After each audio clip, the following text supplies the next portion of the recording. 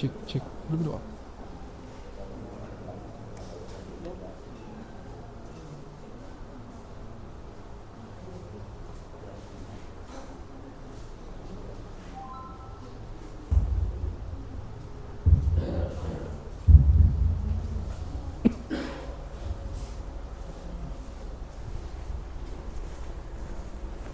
Bismillah. Assalamualaikum warahmatullahi wabarakatuh. Waalaikumsalam warahmatullahi wabarakatuh. Alhamdulillah nahmaduhu wa nasta'inuhu wa nastaghfiruh wa na'udzu billahi min shururi anfusina wa min sayyiati a'malina. Man yahdihillahu fala mudilla lahu wa man yudlil fala hadiya lahu. Asyhadu an la ilaha illallah wahdahu la syarika lahu wa asyhadu anna Muhammadan abduhu wa rasuluh.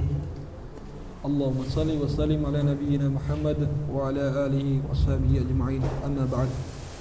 Alhamdulillah, segala puji dan syukur tak lupa senantiasa kita panjatkan atas kehadiran Allah Subhanahu wa taala, yang mana atas limpahan rahmat, karunia serta nikmat dari Allah Subhanahu wa taala pada pagi hari yang cerah ini, Allah masih memberikan kesempatan kepada kita, yaitu nikmat Islam, nikmat iman, nikmat kesehatan dan waktu luang, sehingga pada pagi hari ini Allah masih memberikan kepada kita untuk berkumpul dalam suatu majlis yang insyaAllah semoga Allah ridai dan Allah berkahi dalam majlis ini. Amin.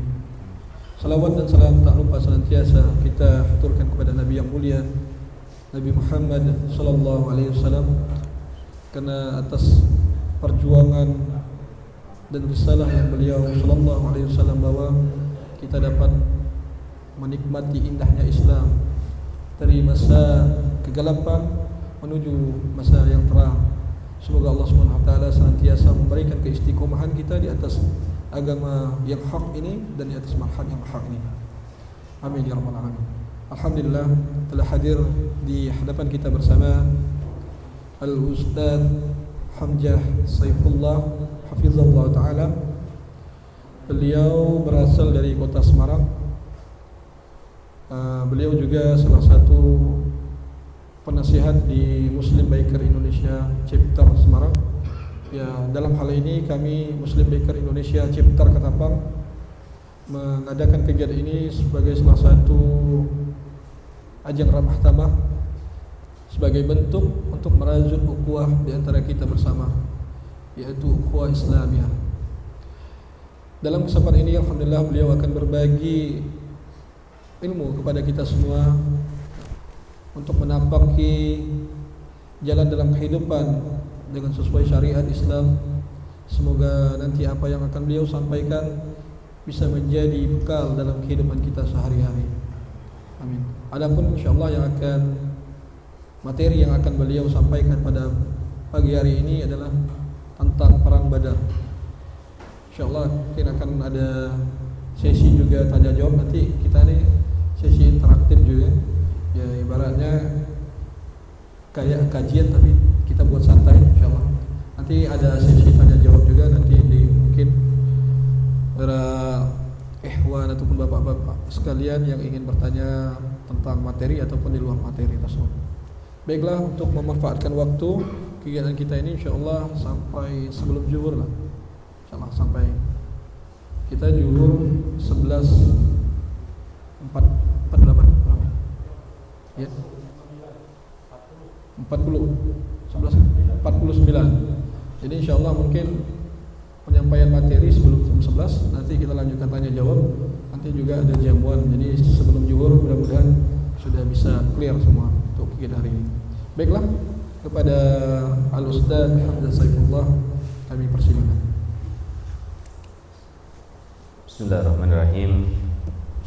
Assalamualaikum warahmatullahi wabarakatuh. Waalaikumsalam warahmatullahi wabarakatuh. Alhamdulillah alladzi hadana lihada wa ma kunna linahtadiya laula an hadana Allah. Asyhadu an la ilaha illallah wahdahu la syarika lah iqraran bihi wa tauhida, wa asyhadu anna Muhammadan abduhu wa rasuluh sallallahu alaihi wa ala alihi wa sahbihi wa man tabi'ahum bi ihsanin ila yaumiddin.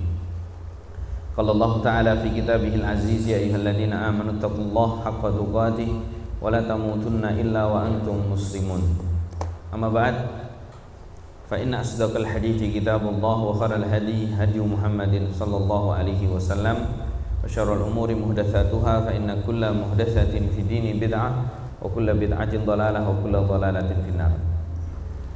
Amma ba'd, ikhwah sekalian, teman-teman Muslim Bakers Indonesia dan beberapa kawan-kawan kita, teman-teman yang diundang oleh Muslim Bakers Indonesia chapter Ketapang di Kalimantan ini, hafidhakumullah, semoga Allah Subhanahu wa taala menjaga antum semua dan juga menjaga dan memberikan tentunya taufik dan hidayahnya kepada kita semua. Amin amin ya rabbal alamin. Salawat dan salam mudah-mudahan tetap tercurah dan terlimpahkan kepada baginda Nabi besar Nabi Agung Nabi Muhammad sallallahu alaihi wasallam, kepada keluarga beliau, sahabat-sahabat beliau, dan mudah-mudahan merambah kepada kita semua tentunya selaku umat Nabi Muhammad sallallahu alaihi wasallam. Baik teman-teman sekalian rahimani wa rahimakumullah, sebelum kita mulai sedikit kita flashback hari yang lalu dulu ya, agak menegangkan juga.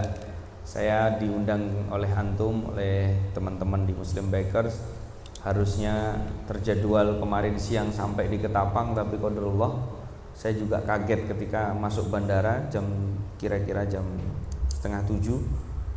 Pak, ini pesawatnya gagal berangkat. Subhanallah.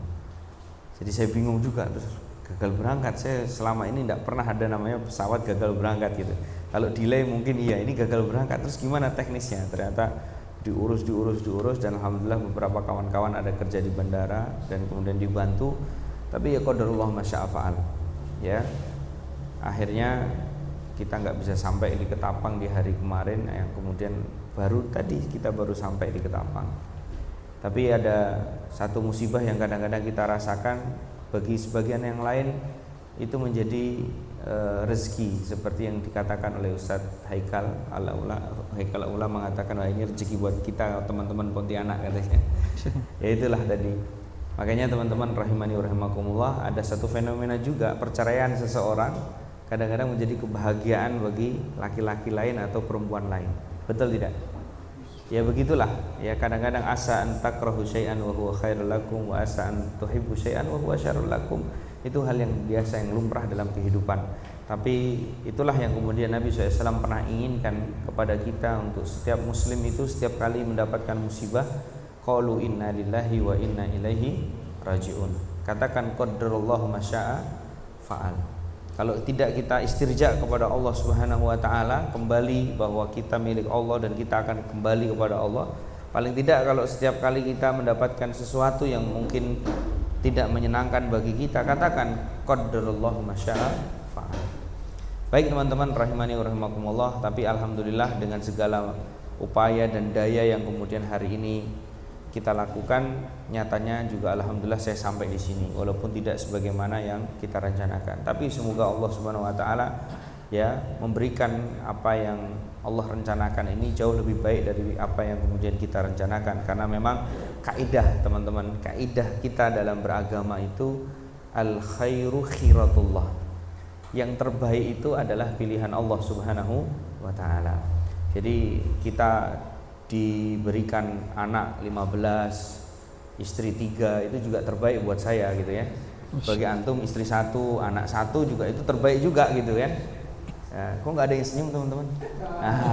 Gitu. Jadi semua kita itu insya Allah dipilihkan sama Allah Subhanahu wa taala yang terbaik. Baik teman-teman rahimani wa rahimakumullah, di pagi ini ya, ini masih pagi ya. Pagi ini kita insya Allah taala akan belajar tapi dengan konsep yang santai. Saya pengen ada komunikasi di antara kita teman-teman, biar duduknya antum di sini dan jajanan itu tidak nganggur. Bisa sesekali-kali ngaji sambil makan juga nggak apa-apa, karena ini memang konsepnya, konsep kita ada diskusi interaktif, insya Allah bisa kita lakukan nanti. Tapi coba kita hari ini tenangkan dulu diri kita, karena kita akan belajar sesuatu yang sangat bermanfaat bagi kita. Yang pertama tentu insya Allah saya jamin antum nggak ngantuk, mudah-mudahan amin. Yang kedua, catat apa yang kemudian saya sampaikan, atau minimalnya antum rekam. Tapi Ustaz sudah ada rekamannya, ya sudahlah, nggak perlu ngerekam lagi sekarang, nanti tinggal rekamannya diulang. Teman-teman rahimani wa rahimakumullah, pagi ini kita akan belajar tentang perang Badar. Kenapa Ustaz harus perang? Sekarang nggak ada perang. Oh, kemarin ada mau perang Ustaz, Amerika sama Rusia, nggak usah dipikir itu. Tapi yang dimaksud adalah peperangan yang dulu pernah dialami oleh Nabi SAW, oleh Abdullah bin Abbas radhiyallahu taala anhuma. Beliau pernah berkomentar, dahulu masa kecil para sahabat yang kala itu sahabat sighar, seringkali diceritakan oleh para sahabat kibar, bapak-bapaknya mereka, tentang kisah-kisah peperangan yang dulu diikuti oleh Nabi SAW dan dipimpin langsung oleh beliau. Jadi para sahabat saja itu terkadang menceritakan kisah peperangan yang dipimpin oleh Rasulullah SAW kepada anak-anaknya. Apalagi kita yang notabene bukan sahabat, butuh nggak kira-kira kita cerita tentang peperangan? Sangat butuh sekali. Bayangkan teman-teman, dalam Al-Quran itu Allah Subhanahu wa Ta'ala berikan kepada kita lebih daripada 114 surat. Kemudian 6.666 ayat. Dan kita tahu di situ ada 30 juz. Tahukah bahwa ternyata Al-Quran sebanyak itu, kalau kita buka satu persatu lembaran itu teman-teman, itu isinya adalah kisah. Lalu manfaatnya sebesar apa sih Ustaz kita belajar kisah-kisah dahulu orang-orang terdahulu yang mendahului kita? Maka jawabannya Allah berfirman dalam Al-Quran, laqad kana fi qasasihim ibratun liulil albab. Sungguh ada pada kisah orang-orang terdahulu ibrah. Ibrah itu apa? Pelajaran berharga, pelajaran penting dalam aspek kehidupan manusia. Bagi siapa? Liulil albab, bagi mereka yang mau berpikir. Artinya kisah-kisah spektakuler dalam kehidupan manusia pun ternyata ada peruntukannya. Peruntukannya untuk apa? Peruntukannya adalah untuk mereka praktekkan dalam aspek kehidupan. Sehingga bagi orang yang tidak mau mentadaburi, tidak mau berpikir, kadang-kadang hal yang biasa. Saya teringat dengan perkataan Al-Imam Ibnu Qayyim dalam kitabnya Fawaid. Itu beliau pernah menyampaikan, Al-Quran yang kemudian mukjizat terbesar ini, ternyata itu pun tidak akan menjadi mukjizat bagi sebagian persen orang. Coba antum taruh Al-Quran di lemari, tidak dibaca, tidak dibuka, tidak ditadaburi, kira-kira manfaat tidak? Tidak juga, nggak ada manfaatnya. Berarti benar kata Allah Subhanahu wa Ta'ala di dalam Al-Quran, inna fi dzalika ladzikra. Sungguh di dalam Al-Quran itu ada peringatan, ada kisah, ada hukum-hukum yang ada di dalamnya. Tapi manfaat yang begitu besar dan spektakuler di dalam Al-Quran itu untuk siapa? Liman kana lahu qalbun aw alqas sam'a wa huwa syahid. Peruntukannya adalah bagi mereka yang kemudian senantiasa menyiapkan pendengaran. Ya. Liman kana lahu qalbun, menyiapkan hati untuk siap menerima nasihat. Aw alqas sam'a, menyiapkan pendengaran, wa huwa syahid, sedang mereka juga menyaksikan. Jadi Al-Qur'an itu mukjizat terbesar pun ternyata tidak akan berfungsi ketika kita tidak menyiapkan perangkat-perangkat yang tadi disebutkan oleh Allah Subhanahu wa Ta'ala. Coba antum sekarang di tempat pengajian, duduk aja diem, tapi matanya ditutup, telinganya ditutup, kira-kira masuk nggak pengajian itu? Tidak. Oleh karena itu teman-teman rahimani wa rahimakumullah, kisah-kisah yang ada di dalam Al-Quran ataupun hadis-hadis Nabi kita SAW itu adalah pelajaran berharga bagi kita semua. Jadi itu pelajaran berharga bagi kita semua. Maka kita akan mulai kisah tentang Nabi Muhammad SAW ketika beliau mengalami perang Badar. Sebelum kita mulai, terlebih dahulu kita harus tahu kapan terjadinya perang Badar. Teman-teman, perang Badar itu terjadi di tahun kedua Hijriah, tepatnya di bulan Ramadan. Ya, tahun kedua Hijriah ini Rasulullah SAW baru saja menerima wahyu wajibnya puasa Ramadan. Ya, jadi ayat yang turun kita sering baca dan bahkan kita semua sudah hafal. Ya ayyuhalladzina amanu kutiba alaikumusiyam kama kutiba alal ladzina min qablikum la'allakum tattaqun, itu turunnya di bulan Sya'ban di tahun kedua Hijriah. Nah, di bulan Ramadan Rasulullah SAW mendapatkan informasi bahwa ada lebih dari 70 sampai 100 orang pedagang-pedagang yang datang dari kota Mekah untuk berdagang ke Syam. Mereka ternyata sudah usai dan selesai, mau pulang lagi kembali ke Mekah. Maka Rasulullah Shallallahu Alaihi Wasallam di tahun tersebut, tahun kedua di mana beliau hijrah dari Madinah, dari Mekah menuju Madinah, kemudian Rasulullah Shallallahu Alaihi Wasallam mengumpulkan para sahabat al-Dhahirah. Para sahabat al-Dhahirah itu gimana Ustaz? Sahabat-sahabat yang memang sudah siap saja, sahabat-sahabat yang memang usianya hampir merata seusia Nabi Muhammad semua, tidak terlalu kecil karena tidak ada anak-anak muda di bawah 17 tahun, tidak ada. Semua sahabat-sahabat dewasa, semua sahabat-sahabat as-sabiqunal awwalun minal muhajirin wal ansar. Mereka orang-orang awal-awal saja.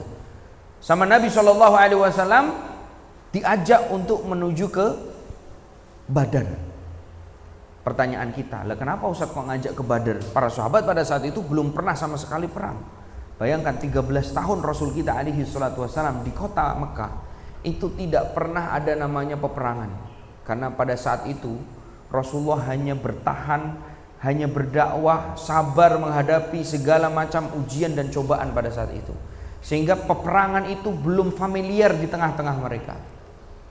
Ketika Rasulullah SAW mengajak para sahabat, itu memang tujuannya bukan untuk perang, teman-teman. Rasulullah SAW mengajak para sahabat, ayo kita akan pergi ke Badar, mencegat kafilah dagang orang-orang kafir Quraisy untuk kita minta kembali harta yang telah mereka ambil dari kita. Rasulullah SAW ketika mengungkapkan itu, para sahabat akhirnya dari mereka para muhajirin semangat. Kenapa? Karena sedikit saya jelaskan, para sahabat ketika mereka datang dari Mekah ke Madinah itu bukan hijrah seperti kita. Kita kan kadang-kadang hijrah, mohon maaf nih, hijrah dari apa? Perbankan, hijrah dari riba, hijrah dari zina, hijrah dari khamr. Hijrah itu kita biasa seperti itu. Tapi kadang-kadang hijrahnya kita pun tidak banyak meninggalkan hal-hal urusan dunia kita. Kita nggak banyak kehilangan istri, nggak banyak kehilangan anak, nggak banyak kehilangan harta. Kita masih hidup alhamdulillah, masih bisa makan, masih bisa minum, kita masih bahagia, masih punya teman, masih punya circle, kan begitu ya. Pada saat sahabat waktu itu hijrah, teman-teman, itu bukan hanya kehilangan harta, bahkan mereka banyak yang kehilangan istri dan anak mereka. Karena mereka dipaksa untuk kemudian meninggalkan istrinya. Kenapa? Karena kabilah istrinya masih mayoritas musyrik, sehingga nggak mau kalau salah satu anggota keluarganya dibawa ke Madinah. Sehingga ada para sahabat yang mereka harus kehilangan istrinya. Bayangkan, mereka harus berpisah dengan istri dan anaknya. Dan tidak jarang di antara para sahabat diambil paksa hartanya oleh orang-orang musyrik. Ada satu kisah yang kemudian disebutkan, di mana ada seorang sahabat yang bernama Suhaib bin Sinan Ar-Rumi. Ya, kita tahu Suhaib bin Sinan Ar-Rumi ini muslim, mukmin, dan waktu itu masuk Islam tapi bukan dari kabilah Arab. Jadi dia itu datang dari Romawi, kemudian berdagang di kota Mekah, yang kemudian akhirnya beliau menjadi muslim dan masuk Islam di tangan Rasul kita alaihi salatu wassalam. Begitu para sahabat hijrah, Rasulullah hijrah, Suhaib bin Sinan Ar-Rumi pun akhirnya berhijrah. Antum tahu bagaimana kemudian Suhaib bin Sinan Ar-Rumi dulu tidak pernah dihiraukan. Tapi begitu kemudian dia masuk Islam, akhirnya mereka orang-orang musyrikin itu mulai lihat, loh, Suhaib ngapain ini? Dia dulu orang miskin, sekarang kaya, kok malah mau pergi ke Madinah? Oh, nggak bisa. Akhirnya dikejar sama orang-orang musyrikin Quraisy yang apa? Yang notabene mereka mencari harta. Mumpung sudah diumumkan sama Abu Jahal, halal bagi kita mengambil harta orang-orang yang hijrah, masya Allah. Akhirnya apa? Mereka mengejar siapa? Suhaib bin Sinan Ar-Rumi. Begitu kemudian sampai di sebuah gurun, maka Suhaib bin Sinan Ar-Rumi ini, teman-teman, ya, menemukan beberapa orang yang kemudian mengejar beliau. Maka Suhaib bin Sinan Ar-Rumi ini penasaran, kenapa kok mereka ngejar saya? Padahal istri bukan, anak bukan, suami bukan, kerabat bukan, pamannya juga bukan, bapaknya juga bukan. Kenapa? Karena Suhaib bin Sinan Ar-Rumi ini aslinya orang Romawi, rambutnya pirang, Pak. Jadi nggak ada urusan keluarga sama sekali. Biasanya para sahabat dikejar karena ada urusan keluarga, karena ada urusan ya hal-hal yang kaitannya dengan qabilah. Tapi ini tidak. Sehingga Suhaib bin Sinan Ar-Rumi ini penasaran, kenapa kok mereka ini ya bisa-bisanya mengejar saya? Sehingga Suhaib bin Sinan Ar-Rumi mengatakan, ya ma'syara Quraisy, wahai orang-orang Quraisy, wallahi la antum ya ta'rifuna anni sahibur rami. Bukankah kalian tahu aku ini adalah pemanah ulung? Fama armi min sahmi hadza illa qataltu wahidan minkum. Dan tidaklah aku kemudian melemparkan satu anak panahku kecuali pasti akan ada di antara kalian yang terbunuh. Tapi mereka ternyata tidak bergeming. Suhaib tambah penasaran, ini kenapa ya orang ini ya ngejar saya. Akhirnya ada di antara mereka mengatakan begini, ya Suhaib, ji'tana su'lukan faqira wa satadhabu ghaniyan thariya. Suhaib, dulu kan kamu orang miskin, datang ke Mekah kan jadi orang miskin, kamu dagang di sini, akhirnya kamu jadi orang kaya. Begitu sudah kaya kamu mau pergi, oh nggak bisa. Disinilah kemudian Suhaib bin Sinan Ar-Rumi tahu, oh maksud dari mereka orang-orang musyrikin Quraisy ngejar Suhaib itu ternyata masalah apa? Harta. Akhirnya Suhaib ini bedanya kita dengan sahabat. Kalau kita kan mungkin, aduh gimana ya, sudah saya pulang lagi lah ke Mekah, kan itu mungkin. Suhaib bin Sinan mengatakan apa? Oke, kalau saya berikan kepada kalian harta, apakah kalian akan melepaskan aku menuju ke Madinah? Kata mereka, ajal, iya, nggak ada urusannya kita dengan engkau, yang penting hartamu bawa sini.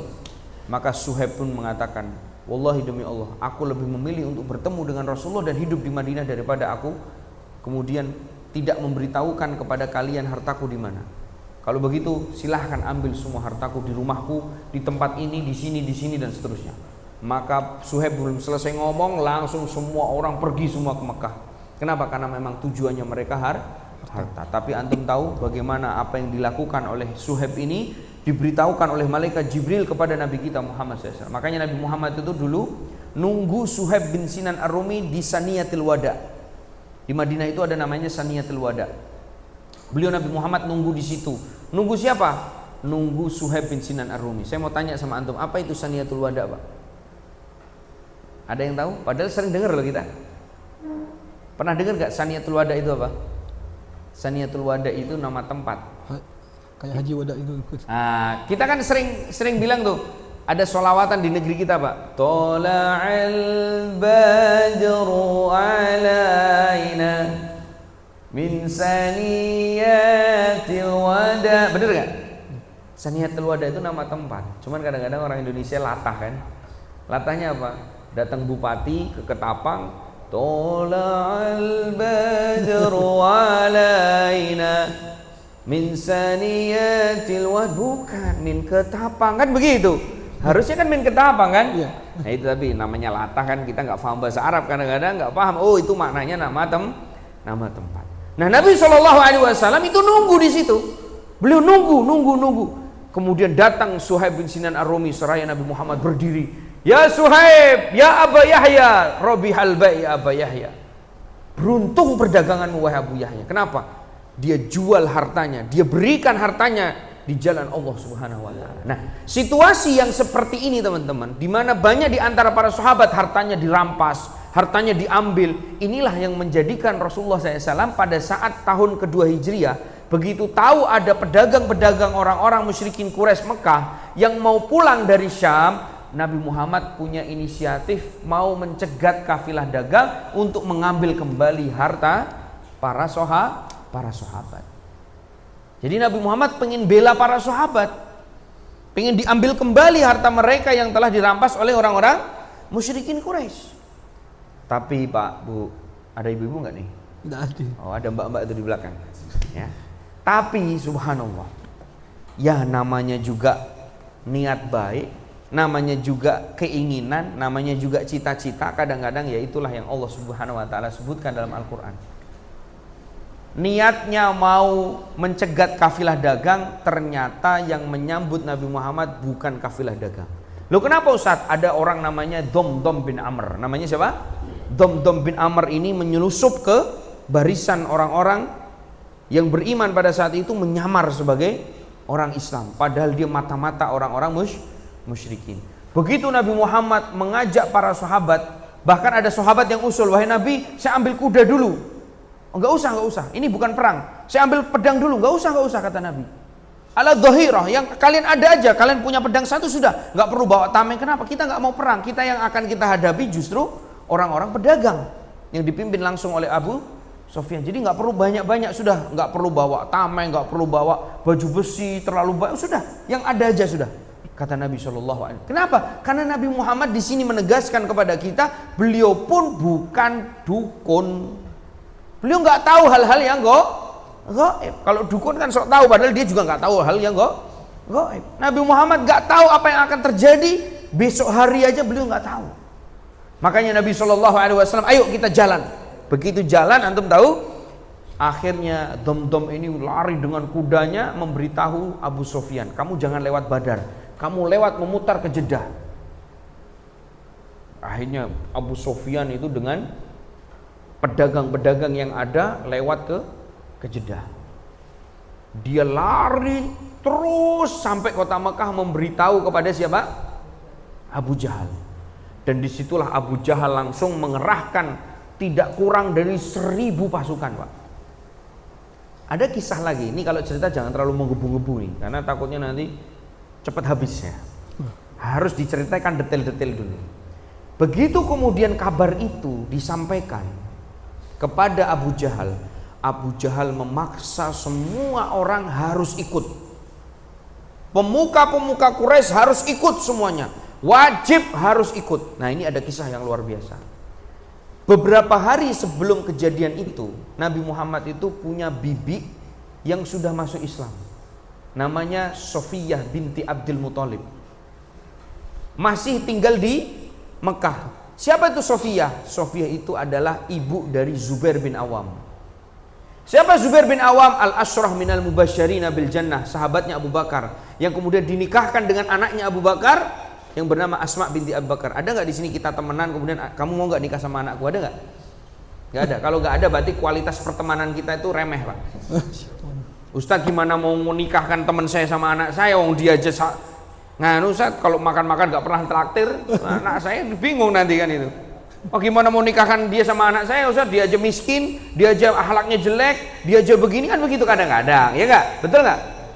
Yang kalau miskin sih mah nggak masalah, tapi kalau yang dinilai oleh teman kita akhlak kita jelek kan masalah itu. Kita harus upgrade. Makanya sebenarnya teman-teman antum kalau mau tahu diri antum itu tanya sama teman-teman. Sir, anak ajib nggak Sir? Enggak, ini nggak ajib. Itu perlu perbaikan, ya Allah, astagfirullah. Ya Sir, yang kenal anak aja anak nggak ajib katanya. Nah itu perbaikan tuh, perbaiki diri kita. Ya, antum tahu Sofiyah ini punya anak namanya Zubair bin Awam. Zubair bin Awam menikah dengan Asma binti Abi Bakar, anaknya temannya sendiri, Abu Bakar As-Siddiq radhiyallahu taala anhu. Nah, Sofiyah ini waktu itu beberapa hari sebelum terjadinya perang Badar mimpi, Pak. Mimpinya itu beliau melihat ada laki-laki yang sangat gagah, tinggi, besar, mengambil batu-batu yang besar kemudian dilemparkan ke bawah, di mana dia berada di atas Jabal Abu Qubais dekat di Ka'bah. Dari batu yang dilemparkan oleh siapa? Oleh laki-laki tadi ternyata masuk ke semua rumah-rumah yang ada di Mekah. Tak terkecuali masuk rumahnya Abu Jahal, masuk rumahnya Umayyah bin Khalaf, masuk rumahnya Walid bin Mughirah, masuk semua. Begitu bangun, beliau bertanya kepada Abbas bin Abdul Muthalib. Beliau bertanya kepada keluarga Bani Hashim dan Bani Abdul Muthalib. Ini mimpi seperti ini apa ya tanda-tandanya? Kemudian mimpi itu mulai viral. Jadi dulu viralnya nggak pakai sosmed, Pak, tapi lewat mulut ke mulut. Sofiyah ini mimpi begini dan begini, viral. Ya, viral tuh mimpinya. Begitu hari H di mana Dom-Dom bin Amr memberitahukan kepada Abu Jahal bahwa akan ada pasukan Nabi Muhammad yang mencegat kafilah dagang, yang ternyata malah direspon dikumpulkan 1000 pasukan dan memaksa semua orang yang tinggal di Mekah harus ikut. Akhirnya mimpi yang kemarin beberapa hari lalu viral muncul kembali. jangan-jangan ini nih tafsir mimpinya ini nih. Apa maksudnya? Akan ada di antara orang-orang yang tinggal di Mekah mati di medan perang ini. Antum tahu, begitu viral itu mulai terdengar di telinga Abu Jahal ngomong apa? Apakah tidak cukup bagi keluarga Bani Hashim dan Bani Abdul Muthalib memiliki nabi yang namanya Muhammad? Malah sekarang ada nabi lagi yang namanya Sofiyah binti Abdul Muthalib. Antum tahu bagaimana marahnya Sofiyah binti Abdul Muthalib kepada Abu Jahal. Karena perempuan bukannya nggak berani, tapi takut nggak sopan. Akhirnya dia memaksa Abbas bin Abdul Muthalib. Abbas, kan saudaranya itu. Abbas, kamu datangi itu Abu Jahal. Ya, kenapa kemudian saya hanya mengatakan tentang mimpi, kemudian saya dikatakan sebagai nabi? Kata Sofiyah binti Abdul Muthalib. Tapi itu hanya sekedar marah saja. Tapi antum tahu, dengan mimpi yang disampaikan oleh Sofiyah ini, antum tahu namanya Umayyah bin Khalaf. Umayyah bin Khalaf itu siapa, Ustaz? Umayyah bin Khalaf itu tuannya Bilal bin Rabah, yang pernah manggang badannya Bilal bin Rabah, yang pernah menarik badannya Bilal bin Rabah di Ramdah, di tempat yang batu-batunya itu tajam sampai pecah-pecah badannya, sampai berlumuran darah dan dijemur, disiram dengan cuka. Ini namanya Umayyah bin Khalaf. Sebenarnya orang-orang begini itu kecingan, Pak. Tahu kecingan? Enggak tahu ya kecingan. Kecingan itu penakut. Orang yang suka nyiksa orang itu biasanya malah penakut. Dan itu sama seperti kalau kita suka mukul istri, biasanya di luar sama laki-laki dibully biasanya. Tuh, jangan ngelirik temennya. Ini anggap kita lah gitu kan. Ya, jangan ngelirik temennya. Orang kalau nggak berani sama temennya, biasanya beraninya sama istri. Makanya hati-hati teman-teman, jangan suka mukul istri. Jangan mukul istri. Haram hukumnya. Ini pengajian begini sebenarnya disenangi sama ibu-ibu nih. Bener Ustaz, bener tuh Ustaz, gitu.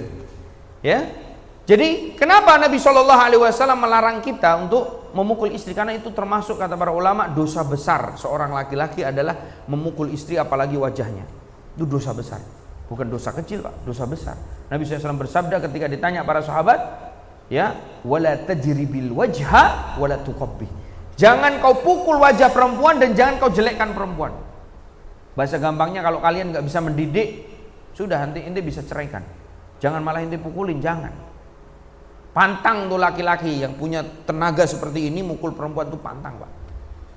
Ya, kalau touring jauh ya boleh lah, tenaga ya kan. Jangan mukul istri, nggak boleh. Ya. Nah, teman-teman rahimani wa rahimakumullah, akhirnya apa? Kabar ini menjadi momok bagi mereka. Akhirnya apa? Umayyah bin Khalaf itu takut, nggak mau ikut perang. Bahkan ada seorang yang kemudian bernama Walid bin Mughirah. Siapa itu Walid bin Mughirah? Bapaknya Khalid bin Walid.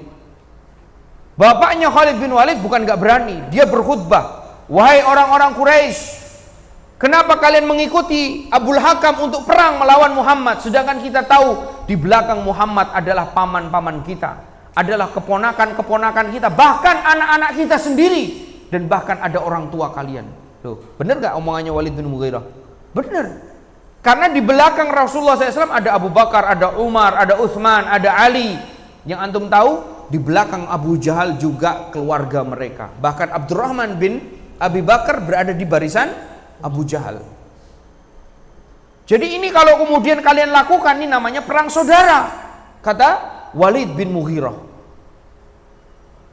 Akhirnya dari 1000 yang dikumpulkan itu, hampir 800 diantaranya sudah mulai naruh pedangnya. Sudahlah, saya nggak ikut.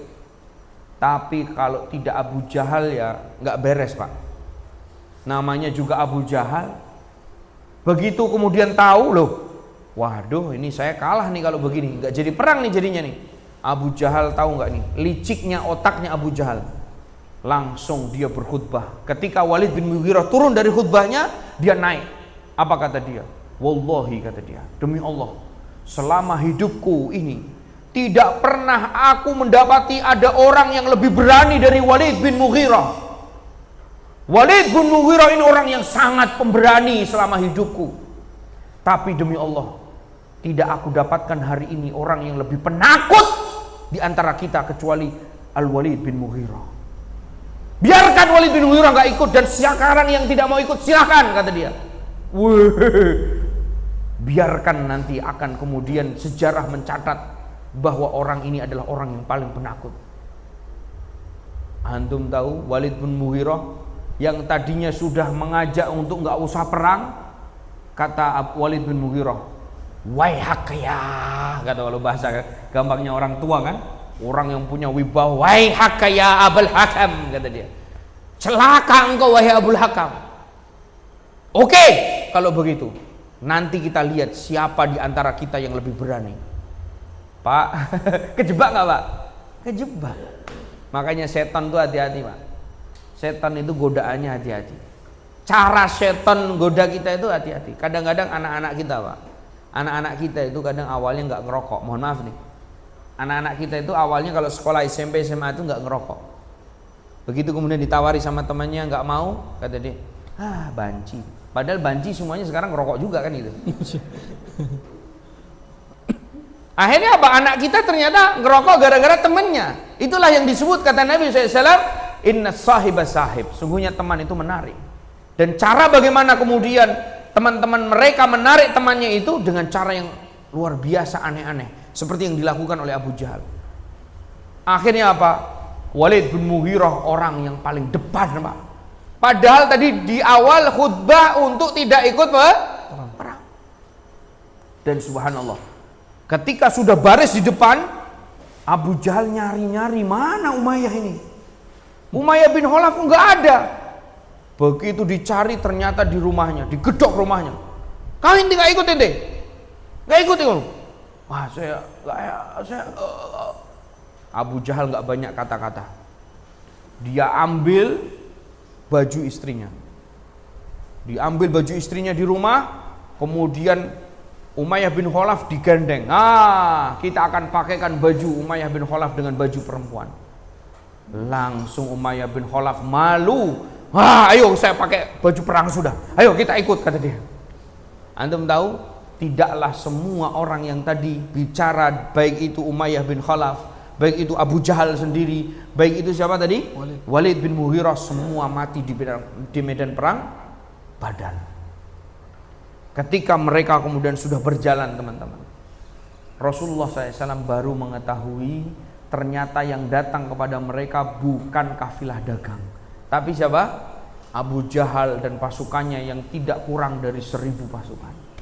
Disitulah Nabi Muhammad SAW di sini disebutkan oleh Abu Hurairah, beliau mengajak para sahabat untuk bermusyawarah. Makanya Abu Hurairah pernah mengatakan, ma ra'aitu rajulan aktsaru masyiratan min Rasulillahi alaihi salatu wassalam. Tidak pernah aku dapati ada seseorang yang lebih mencintai untuk bermusyawarah lebih daripada Nabi Muhammad SAW. Jadi Nabi Muhammad mengajak musyawarah para sahabat. Ini yang mau datang ternyata mohon maaf, Nabi Muhammad minta maaf. Tadi kan saya ngajak kalian untuk mencegat kafilah dagang, ternyata yang datang bukan kafilah dagang Pak, kata Nabi. Yang datang adalah pasukan perang lengkap dengan jumlah 1000 orang. Antum bayangkan Pak, sahabat ini perlengkapan perangnya nggak punya. Kata Nabi SAW, apa kita maju atau mundur? Antum bayangkan ada 312 orang di sana. Secara psikologis 88 orang itu orang-orang muhajirin yang sudah 13 tahun mereka punya histori. Apa itu historinya Ustaz? Historinya mereka disiksa, mereka diambil hartanya, mereka didolimi, mereka dipukuli, mereka dihina. Begitu Nabi Muhammad mengajak perang, kira-kira mereka 88 orang itu semangat gak kira-kira Pak? Semangat. 13 tahun mereka tertindas, pada saat ini ada panggilan jihad. Kira-kira gimana? Semangat gak? Semangat. Makanya ketika Nabi Muhammad bertanya kepada para sahabat, ayo gimana ini caranya? Maka 88 orang itu semua mengatakan, imdi bima amarakallah. Jalan wahai Nabi. Ini sekaligus nanti ada cerita yang saya potong yang nanti jadi kajian kita di nanti malam atau besok pagi subuh tentang Sa'ad bin Mu'adz. Ketika Rasulullah Shallallahu Alaihi Wasallam mengajak para sahabat, semua para sahabat pada saat itu mengatakan 88 orang muhajirin, berarti kalau 312 diambil 88 jadi berapa? 200? Yang pandai matematika siapa di sini? 240-an ya? Berapa? Berapa tadi? 312 diambil 88 berapa? Ya, 224. 224 itu orang-orang yang tidak mengenal Abu Jahal itu siapa, Walid bin Mughirah itu siapa, ngeblank semua. Di pikiran mereka tidak ada histori apa-apa kecuali kisah yang ada dalam Al-Quran ataupun hadis Nabi. Tapi karena mereka orang-orang beriman, mereka hanya diam saja. Nabi Muhammad terus bertanya, Abu Bakar menjawab, Umar menjawab, Utsman menjawab, Ali menjawab, Abu Ubaidah Amir bin Jarrah menjawab, Sa'ad bin Abi Waqqas menjawab. Semua orang semangat untuk berperang pada saat itu. Tapi orang-orang muhajirin ketika sudah ngomong, orang-orang Ansor diam saja. Nabi Muhammad tidak memberhentikan musyawarahnya. Seraya beliau terus bertanya, akhirnya kemudian ada seorang sahabat yang bernama Sa'ad bin Mu'ad. Ceritanya seperti apa nanti kita ceritakan. Apa sekarang aja? Sekarang aja Ustaz. Nanti dicuplikan lagi tidak masalah.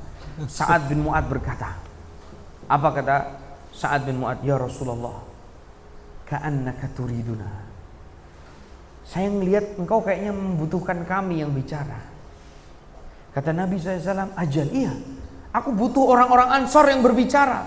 Karena dari 300 orang ini yang bicara semua orang muhajirin.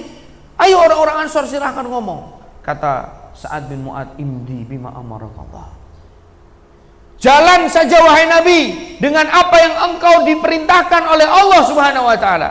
Wallahi la naqulu maqalu haula'i bani Israil Musa. Demi Allah, kami tidak akan pernah mengatakan apa yang dikatakan oleh orang-orang Bani Israel kepada Nabi Musa. Bapak Ibu pernah tahu, Bapak, teman-teman, pernah nggak tahu cerita tentang Bani Israel? Kaum yang dimuliakan oleh Allah, diutus kepadanya seorang nabi yang mulia namanya Musa alaihi salatu wassalam, dilindungi, dibela mati-matian dari apa? Teror dan kedoliman yang dilakukan oleh orang-orang bangsa Kipti, orang-orang Mesir, bangsanya Fir'aun. Itu mendolimi orang-orang Bani Israel. Dibela mati-matian sama Nabi Musa, dijaga mati-matian sama Nabi Musa. Begitu mereka diajak perang sama Nabi Musa, ayo kita perang melawan orang-orang bangsa Kipti, orang-orang kafir. Lah kok orang-orang Bani Israel ini memang tambeng, Pak. Tahu tambeng, Pak, orang Jawa? Nakal, Pak. Dablek, tahu dablek? Kurang ajar betul. Kata Nabi Musa, ayo kita perang, insya Allah Allah akan menangkan kita. Sama mereka diomongnya apa? Kalau memang mau menang ya sudah, kau pergi saja Musa bersama Allah. Itu perkataan mereka diabadikan di dalam Al-Quran. Idhab anta wa rabbuka faqatila inna hahuna qaidun. Kamu pergi saja wahai Musa bersama Allah, kita semua nunggu di sini. Lah kan sudah menang. Kalau menang ngapain kita ikut-ikutan? Malah nanti kita terluka, kita kena pedang, kita kena tombak, repot kata mereka. Subhanallah. Akhirnya itu diabadikan oleh Allah di dalam Al-Quran. Orang yang tidak pernah mau berjuang, padahal dibela mati-matian sama nabinya, berjuang bela nabi, berjuang bela agamanya aja nggak mau, Pak. Dia bilang apa? Nah kalau sudah memang menang, sudah jalan aja. Sama seperti kita, ayo kita kumpulkan donasi. Oh sudah ada yang donasi, sudahlah nggak usah lah saya. Orang nggak mau partisipasi dalam kebaikan itu sama seperti orang-orang Yahudi, Bani Israel. Subhanallah, kurang ajarnya mereka orang-orang Bani Israel kepada Nabi Musa. Nah, Sa'ad bin Mu'ad mengatakan, kami tidak akan pernah mengatakan hal yang sama seperti itu.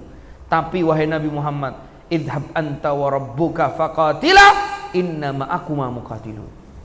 Tapi kita akan mengatakan, pergi engkau wahai Nabi Muhammad, berperang bersama Allah, dan kami semua orang-orang yang beriman, orang-orang Ansar akan ikut perang bersamamu. Nabi Muhammad baru dengar begitu langsung berdiri, Pak. Bismillah, siru absiru. Ayo kita jalan, kata Nabi. Padahal usulannya baru Sa'ad bin Mu'adz. Kenapa? Karena Sa'ad bin Mu'adz itu mewakili semua orang-orang Ansar.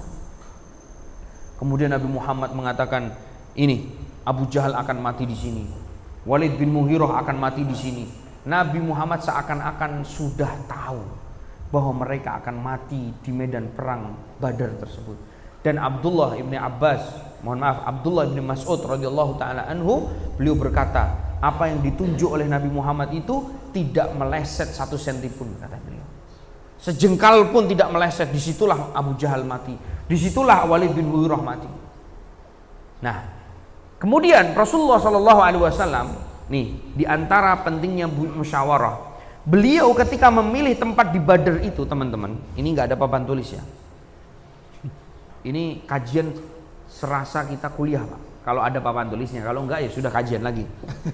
Jadi, Bapak Ibu, teman-teman, rahimani wa rahimakumullah. Rasulullah itu di Badar itu kan mata air, Pak. Mata air. Nah, mata air itu ternyata ada yang besar, ada yang kecil. Makanya tak gambarin, ini mata air besar, terus mengalir ke mata air yang kecil. Ada yang mengalir ke jadi sungai kecil gitu. Akhirnya sama Nabi SAW, beliau itu menempati kemah-kemahnya itu, nunggu pasukan musyrikin Quraisy itu di dekat dengan mata air yang kecil. Sehingga Rasulullah SAW biar apa? Biar kakinya dingin, karena padang pasir panas ya, biar kakinya dingin, biar gampang, enak, basah gitu. Kata sahabat Ansor, beliau datang kepada Nabi. Ini adab orang yang kemudian usul. Beliau ngomong, ya Rasulullah, ini engkau memilih tempat ini wahyu dari Allah, petunjuk darinya, atau ini adalah taktik perang saja? Jadi bertanya dulu untuk apa, Pak? Untuk memastikan bahwa dia bisa usul. Karena kalau itu wahyu dari Allah, nggak mungkin usul para sahabat, kan sudah itu ketetapan Allah. Kenapa? Tugas kita sebagai seorang mukmin, sami'na wa ata'na. Tapi sahabat ini pinter, tanya dulu, wahai Nabi, ini perintah Allah atau ini taktik perang saja? Karena kalau taktik perang tadi engkau ngajak musyawarah, maka kami boleh dong usul. Kata Nabi SAW, iya silahkan usul, ini hanya taktik perang saya. Subhanallah. Maka sahabat ini mengatakan, inna hadza laisa bimakan ya Rasulullah. Kalau begitu ini bukan tempat yang baik untuk kita, wahai Nabi. Lah kenapa? Karena nanti kalau ternyata musuh itu datangnya dari arah di mata air yang besar, nanti mata airnya dikuasai sama mereka. Justru kita nanti nggak punya air. Oh, gitu ya. Kalau begitu usulanmu bagus juga ya, kata Nabi SAW. Oke. Terus mata air kecil ini gimana? Kita tutup semua, wahai Nabi. Mata air kecil itu tutup. Kemudian air itu kita sisakan hanya di mata air yang paling besar. Jadi mata air yang paling besar itu kita sisakan. Itulah yang kita kuasai. Sehingga mereka datang ke sini, pasokan air mereka habis, mereka nggak bisa ngambil air. Nah, disitulah kemudian taktik perang yang pertama berhasil, akhirnya membuat mereka orang-orang musyrikin Quraisy begitu datang ke Badar semua kehausan. Dan ketika mereka mau ngambil apa? Mau ngambil air, disitulah Nabi SAW dan para sahabatnya memanah dan kemudian menangkap orang-orang yang mau ngambil air. Ada satu kisah lagi, ini waktunya 5 jam kan? Oh, bukan. Ini kalau diterus-terusin bisa lama nih. Tapi nggak apa-apa, saya kisahkan singkat-singkat saja. Nabi Muhammad dalam sejarah itu melarang para sahabat melarang sahabat untuk membunuh 2 orang. Jadi dilarang membunuh 2 orang. Yang pertama Abul Buhturi, yang kedua adalah Hakim bin Hizam. Ustadz, siapa ini Abul Buhturi dan siapa itu Hakim bin Hizam? Abul Buhturi itu adalah orang yang sudah sangat tua, pemuka Quraisy, yang dulu ketika Nabi Muhammad, ingat gak cerita tentang Nabi Muhammad berdakwah ke Taif, bapak-bapak? Nabi Muhammad dakwah ke Taif itu kan ngajak Zaid bin Harithah.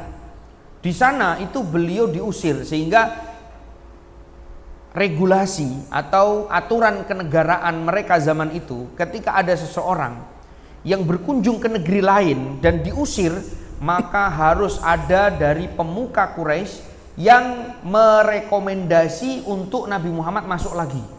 Paham maksudnya? Jadi Nabi Muhammad pergi, kan harusnya tidak ditolak kan? Karena orang baik-baik, kenapa ditolak gitu? Ternyata di sana ditolak karena ada politik yang dihembuskan oleh Abu Jahal, yang kemudian akhirnya mereka orang-orang penduduk Taif memukuli dan kemudian melempari batu Nabi kita Muhammad Shallallahu Alaihi Wasallam. Kisahnya nggak perlu kita kisahkan, nanti tambah panjang. Nabi Muhammad tuh nggak boleh masuk ke kota Mekah kecuali ada pemuka Quraisy yang merekomendasi dan menjaminnya menjadi kafil. Semua pemuka Quraisy tidak ada yang mau, karena nggak mungkin direkomendasi oleh keluarganya sendiri, harus keluarga orang lain. Nah, keluarga yang lain dihembuskan oleh Abu Jahal, nggak ada yang berani merekomendasi Nabi Muhammad masuk kembali ke kota Mekah. Yang berani ada satu sosok orang namanya Abul Buhturi. Kenapa ribut-ribut? Di Darun Nadwah lagi ribut, ini nggak ada yang mau rekomendasi. Ya udah, saya yang merekomendasi, kata Abul Buhturi. Akhirnya Abul Buhturi menyuruh pasukannya, menyuruh keluarganya untuk menjemput Nabi Muhammad di kebun anggur yang dekat dengan kota Mekah. Dijemput, akhirnya kemudian Nabi Muhammad tahu betul orang yang berjasa kala itu menolong Nabi Muhammad siapa? Abul Buhturi. Makanya Nabi Muhammad SAW, ini kisahnya panjang sebenarnya, beliau kemudian melarang, la taqtulu Abul Buhturi, jangan kau bunuh Abul Buhturi. Kenapa? Karena Nabi Muhammad itu mengajarkan kepada kita jangan pernah melupakan kebaikan orang lain kepada kita. Makanya beliau pernah bersabda, man lam yashkurin nas lam yashkurullah. Barang siapa yang tidak berterima kasih kepada manusia, hakikatnya dia tidak bersyukur kepada Allah. Jangan kebalik, Pak. Ada orang baik sama kita gampang kita ingat, gampang kita lupakan. Begitu ada orang berbuat jahat sama kita, sulit kita hilangkan. Bahkan ada yang ngomong teman-teman itu, demi Allah 7 keturunan anak gak akan maafin. 7 keturunan, ente 1 keturunan aja belum tentu masih hidup, masih sok-sokan mau gak maafin orang. Ini kan kita nih kebiasaan. Harusnya kebalik. Nabi Muhammad itu kalau kesalahan orang gampang hilang ingatan, dilupakannya gampang. Kalau kebaikan orang gak pernah dilupakan sama Nabi. Lah kita umatnya Nabi Muhammad malah kebalik. Teman kita baik, teman kita Masya Allah, lu cepat lupa. Baru sedikit punya duit, baru beli mobil Mercy misalkan, di jalan sama temennya yang naik motor, yang suka mogok itu, Fiction kemarin suka mogok, nggak nyapa itu kan. Kita jangan begitulah. Kita harus menjadi umat Nabi Muhammad yang seperti beliau, mudah melupakan kesalahan orang lain, tidak mudah bagi beliau melupakan kebaikan orang.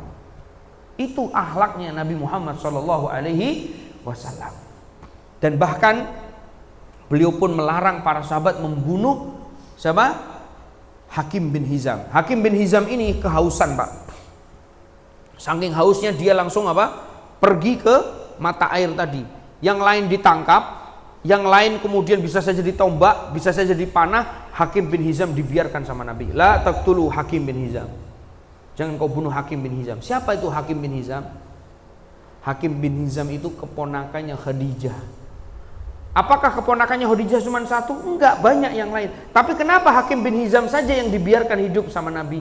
Karena antum tahu, selama Nabi Muhammad tinggal di Mekah ada 3 tahun, itu namanya Syi'bi Abi Thalib.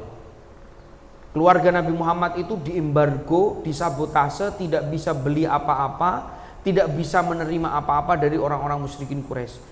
Keluarga Bani Hashim dan Bani Abdul Muthalib kaya, tapi tidak bisa makan, Pak, kecuali sedikit. Kenapa? Karena disabotase sama orang-orang musyrikin Quraisy. Sehingga setiap malam anak-anak keluarga Bani Hashim itu nangis karena kelaparan. Ada satu orang yang bernama Hakim bin Hizam, setiap malam bawa makanan. Dengan alasan apa? Dicegat sama penjaganya, sama Abu Jahal dan yang lainnya. Hakim bin Hizam, kamu ngapain? Saya enggak peduli dengan kalian. Saya juga tidak orang yang peduli dengan orang-orang Bani Hashim dan Bani Abdul Muthalib. Terus kamu kenapa kok bawa makanan ke sana? Saya peduli dengan bibiku Khadijah binti Khuwailid. Itu bibiku. Kalau dia sampai mati, saya nggak terima. maka saya bawa makanan ini hanya untuk bibiku. Dilihat, oke? Benar ini hanya untuk bibimu, ya sudah kamu bawa. Tapi subhanallah, begitu sampai di sana ternyata dia bawa makanan lebih untuk dibagikan kepada keluarga bibinya, yaitu anak-anaknya bibinya, yaitu anak-anaknya Nabi Muhammad SAW, keluarganya Nabi Muhammad SAW, dibagi sama Hakim bin Hizam. Nah, kebaikan itulah yang kemudian membuat Nabi Muhammad melarang para sahabat untuk membunuh Hakim bin Hizam. Jadi Nabi Muhammad itu orang yang sangat ingat dengan kebaikan orang lain. Jadi antum ingat-ingat tuh, ada dulu orang-orang yang pernah baik sama kita, dicatat Pak. Satu hari nanti kita harus balas mereka. Si fulan pernah belikan saya gorengan, si fulan, catat itu biar nggak lupa. Jangan kemudian nyatet utangnya orang aja, ya. Utang kita dari kebaikan yang dilakukan oleh orang lain juga kita catat Pak. Biar apa? Biar kita termasuk orang-orang yang bersyukur. Begitu kemudian Hakim bin Hizam sudah mengambil air, dibiarkan pergi sama Rasulullah Shallallahu Alaihi Wasallam. Nah, kita akan mulai peperangan nih. Begitu mereka datang sudah kehausan semua, para sahabat mereka melihat barisan orang-orang musyrikin Quraisy yang katanya 1000. Ini menarik luar biasa Pak. Ana minum dulu boleh nggak nih? Boleh nggak Pak? Boleh. Rasa-rasanya kalau cerita ini harus serius Pak. Bismillah.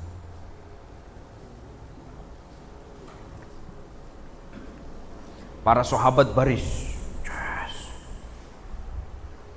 Para sahabat baris. Begitu baris, orang Ansor ini melihat barisan orang-orang musyrikin Quraisy yang katanya 1000, dia bingung. Loh. Katanya 1000. Tanya sama Abdullah bin Mas'ud, ya Abdullah, kam tara adadahum? Kamu melihat mereka berapa? Sama Abdullah, iya ya. Kalau bahasanya orang Jawa, jare 1000. Kalau orang Jawa bilang gitu. Kalau orang Indonesia ngomongnya gimana? Katanya 1000. Kok kayaknya nggak sampai 1000 deh. Dihitung tuh sama Abdullah bin Mas'ud.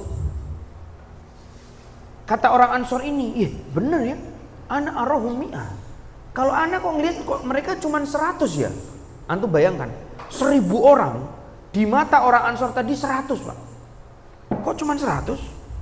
Kata Abdullah bin Mas'ud, la arahum tis'in. Enggak 100. Arahum tis'in. Ini kok cuma 90 katanya. Antum bisa bayangkan Pak, di medan perang antara hidup dan mati, para sahabat bingung. Disinilah kata Al-Imam Ibnu Qayyim rahimahullah, beliau pernah berkata, min nusratillahi azza wa jal taklilul musyrikin fi a'yunil mu'minin. Disedikitkannya jumlah musuh-musuh Islam pada saat itu di mata orang-orang yang beriman. Lah fungsinya apa Ustadz kok disedikitkan pandangan? Itu untuk mentalitas.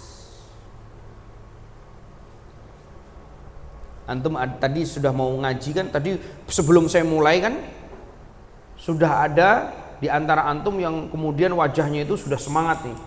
Tapi begitu kemudian panitia ngomong sampai duhur langsung lemes. Kenapa Ustaz?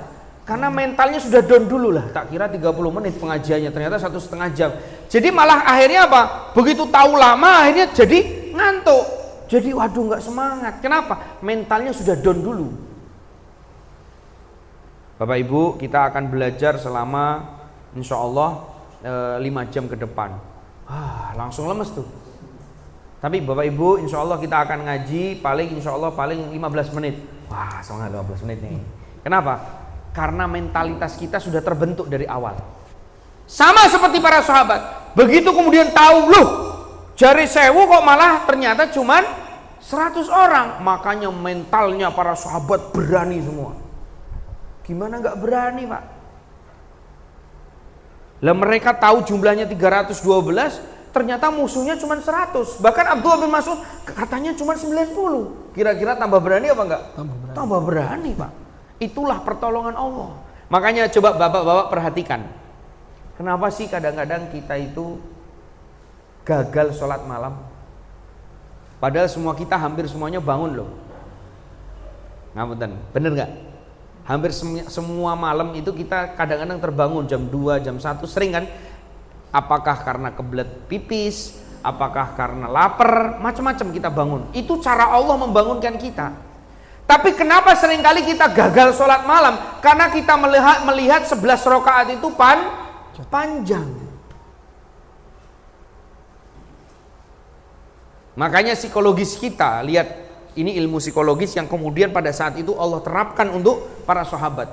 Agar para sahabat itu berani, agar para sahabat kemudian menang, maka Allah menjadikan pandangan mereka itu kecil ketika melihat musuh-musuhnya.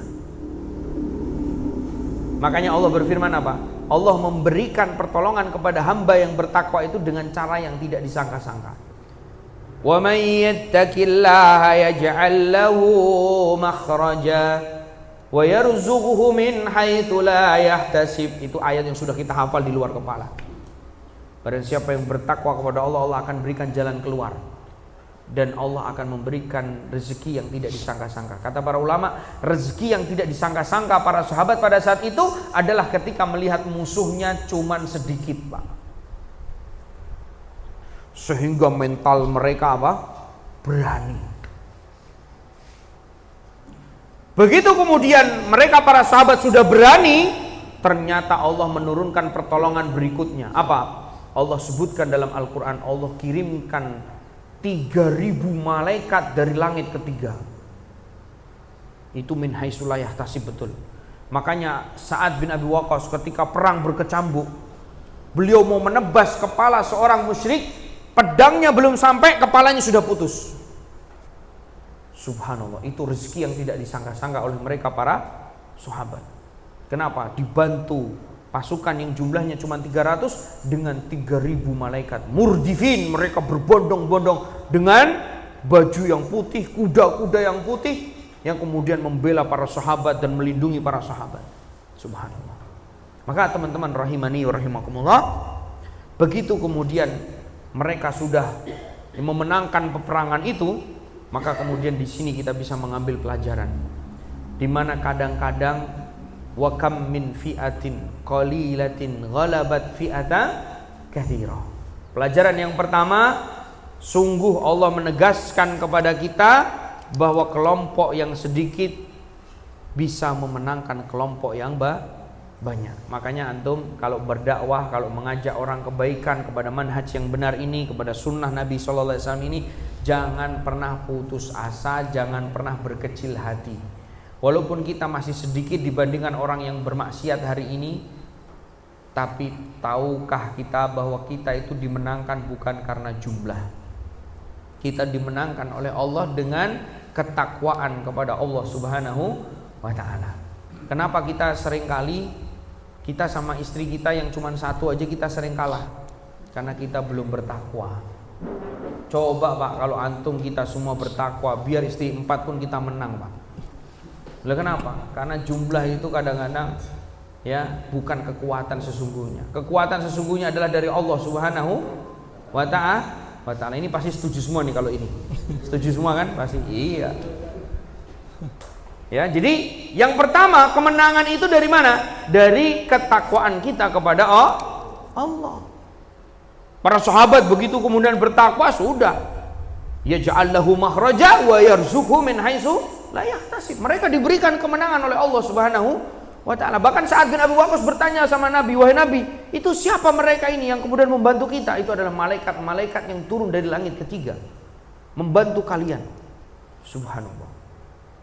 Makanya di sini poin pertama yang harus kita ketahui adalah ketika kita kemudian tahu bahwa ternyata jumlah itu bukan penentu, ya, maka kita sekarang nggak perlu berkecil hati. Yang penting adalah bagaimana kita bertakwa. Justru pernah satu momentum itu disebutkan di perang Hunain, itu para sahabat sudah takjub dengan jumlahnya yang sudah banyak. Apa yang terjadi? Kalah, Pak. Kalah. Ketika kita sudah ujub, kalah sudah. Kata Abdullah bin Mas'ud, beliau pernah berkata, al-halaku fitnatain. Orang itu binasa karena dua hal. Yang pertama adalah ujub, dan yang kedua adalah kunut. Orang kalau sudah ujub sama sudah putus asa itu akan kalah, akan binasa mereka. Maka kita jangan putus asa, jangan ujub. Ini sifat yang harus kemudian kita hindari. Selanjutnya, faedah yang bisa kita ambil dalam perang Badar ini adalah senangnya Nabi Muhammad bermusyawarah. Nah, terutama teman-teman Muslim Bikers, jangan kemudian ya kalau kita berorganisasi, baik itu di Ketapang Bertauhid, baik itu di Muslim Bikers, baik itu di masjid ataupun takmir, kalau kita jadi pengurus, senangilah bermusyawarah. Jangan jadi orang-orang yang kemudian menihilkan, meniadakan, yang kemudian tidak peduli dengan musyawarah. Jangan. Musyawarah itu adalah sunnah Nabi kita Muhammad sallallahu alaihi wasallam. Kemudian selanjutnya, di antara faedah yang bisa kita ambil dari perang Badar adalah ketika kemudian kita tahu para sahabat ridwanullah alaihim ajmain melihat dan menyaksikan Nabi Muhammad itu orang yang sangat-sangat mengingat kebaikan orang, maka di sini Nabi Muhammad mengajarkan kepada kita jangan sampai kita lupakan kebaikan saudara-saudara kita. Nabi SAW bersabda, wa khaliqin nasa bihulukin hasanin. Bahkan kita diajarkan untuk tahadu tahabu, saling memberi hadiahlah kalian, maka kalian akan saling mencintai. Ya, innallah fi auni abdi makanal abdu fi auni akhi. Sesungguhnya hamba itu akan ditolong oleh Allah apabila hamba tersebut menolong saudaranya. Ya, jadi kita nggak boleh menjadi muslim itu hidupnya apa itu namanya? Kalau hidup orang sendirian itu apa? Egois sendirian, pengennya udah pokoknya aku urip sendiri yo iso. Enggak. Kita semua sudah belajar dulu yang namanya manusia itu makhluk sosial. Sehingga kita saling membutuhkan, ya. Bahkan ketika kemudian kita dibingkai dengan bingkaian Islam, saya dengan Yasir, saya dengan siapapun teman-teman yang di sini, itu sesungguhnya kita saudara. Padahal kita mungkin 20 tahun yang lalu, 30 tahun yang lalu kita nggak pernah kenal selama-lamanya. Waktu itu kita nggak pernah kenal sama sekali. Tapi kemudian sekarang kita menjadi saudara. Kenapa? Karena kita punya namanya ukhuwah Islamiyah, punya jalur persaudaraan Islamiyah, yang kita itu seperti kal jasadil wahid kata Nabi, seperti tubuh yang satu. Kalau ada satu dari bagian tubuh kita sakit, kita ikut merasakan. Maka ini yang harus kemudian kita bangun, ya.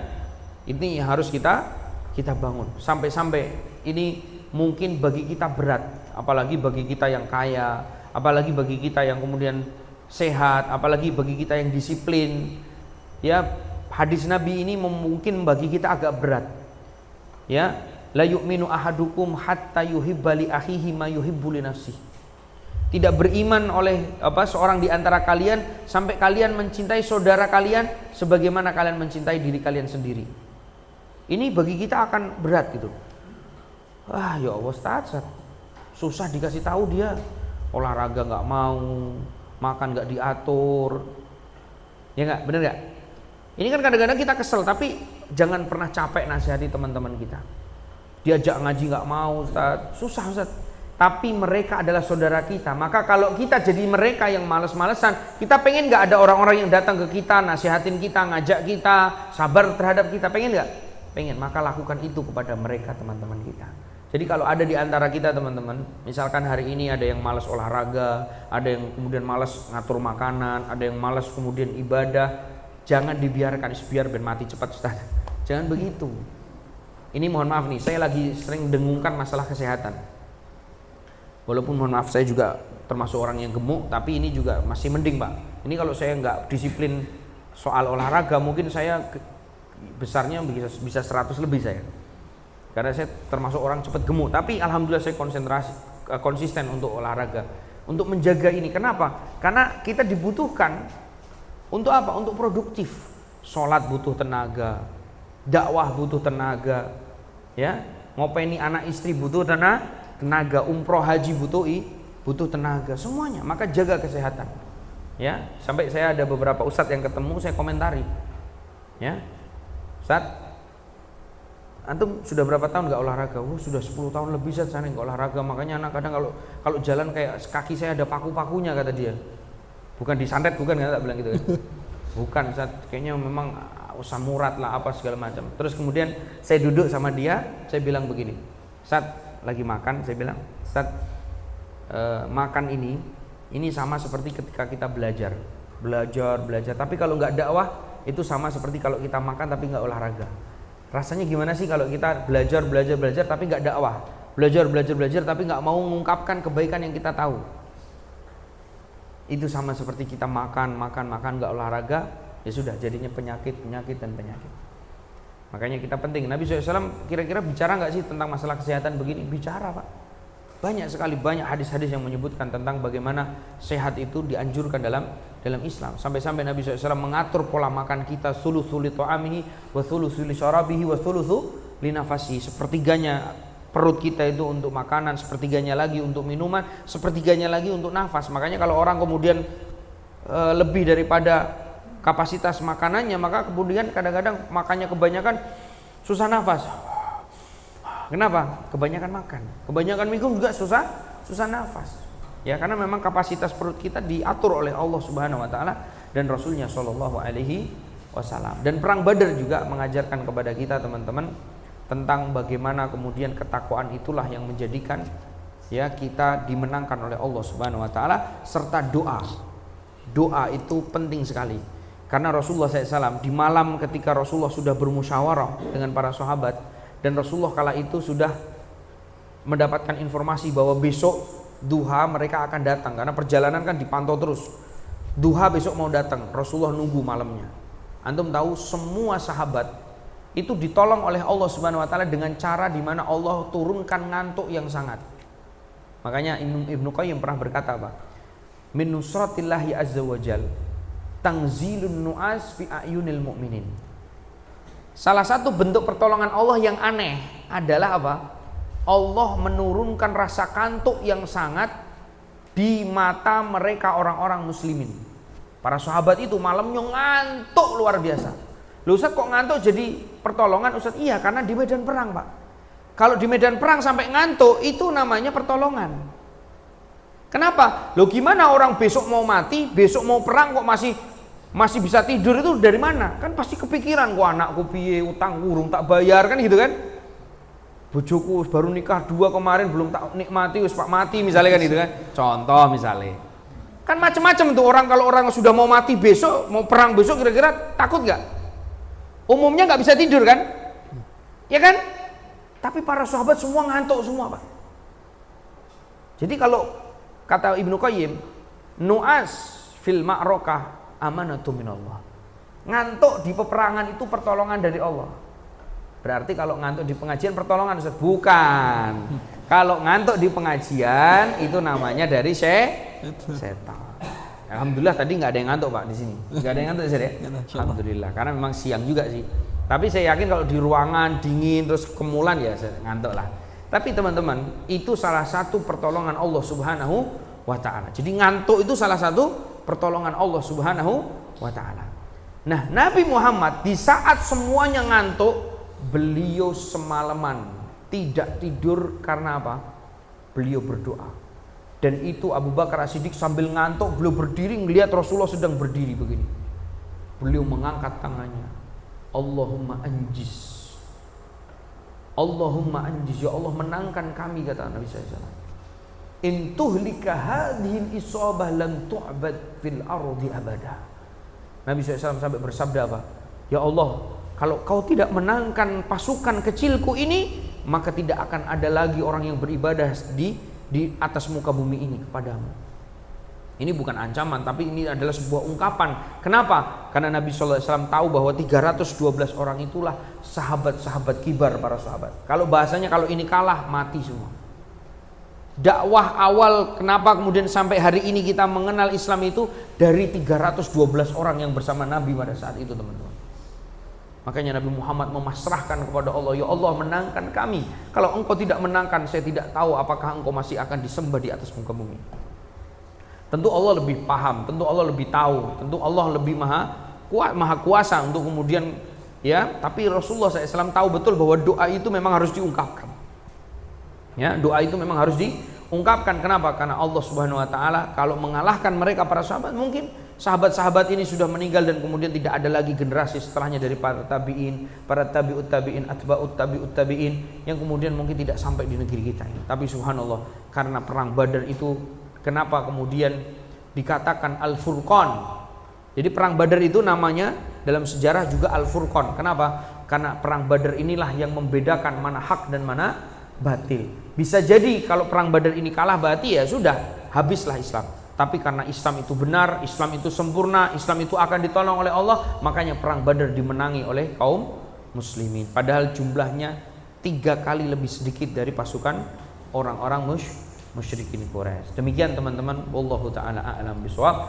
Dan tentu faedah-faedah yang ada dalam perang Badar ini sangat banyak sekali. Tapi karena waktunya juga sudah jam 11, waktunya mungkin kita buka sesi tanya jawab. Barangkali dari sesi tanya jawab ini akan muncul beberapa ide-ide lagi, pertanyaan yang kemudian akhirnya kita bisa memberikan faedah-faedah yang lainnya. Wallahu taala a'lam bishawab. Subhanakallahumma bihamdika asyhadu an la ilaha illa anta astaghfiruka wa atubu ilaik.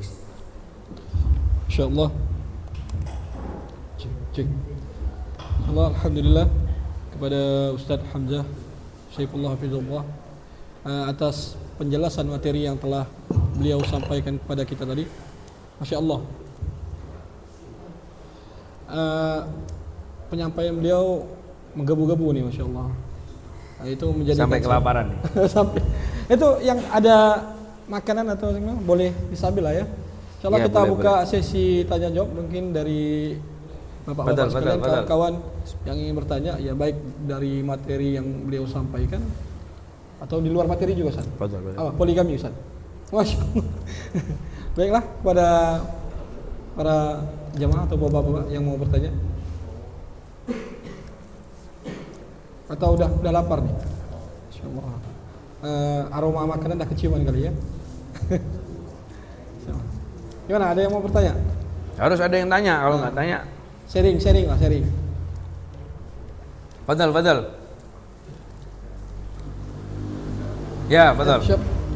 Insyaallah. Ini ketua KMC nih, Ustaz.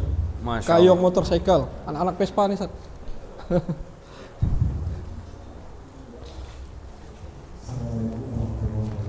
Waalaikumsalam warahmatullahi wabarakatuh.